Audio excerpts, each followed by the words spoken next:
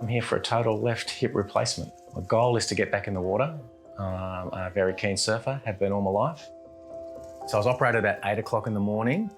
I think I took my first walk around the ward at around midday, 11:30, 12 o'clock, so 3.5 hours. 24 hours later, I'm out the door. I'm off home, so no, it's incredible. Our short-stay joint replacement program sees patients up on their feet hours after their hip, knee or shoulder replacements. This program makes hip, knee and shoulder joint replacement surgery accessible to more everyday Australians.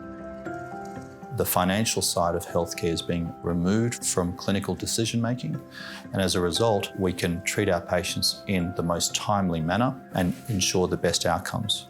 Delaying surgery for financial reasons can result in physiological deterioration of patients. Having a zero out-of-pocket expense with respect to the anaesthetists and surgeons is a great relief to many of the patients, but I find the other thing that they find extremely beneficial is the shortened length of stay. They're often much less anxious knowing that they'll be home within a day or two after their surgery. I got a granddaughter.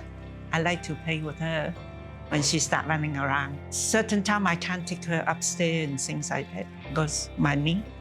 Carmen finds it hard to pick her up because she's getting quite heavy now. So hopefully after this I can do everything. That's all I hope for.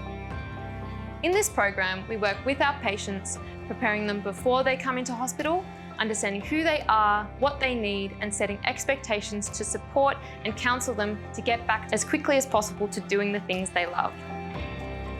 So I've worn out a lot of my joints and bones. I'm hoping to be able to get back on the snow, probably 6-12 months from now, but within 3 months I want to be surfing and get back on the dance floor.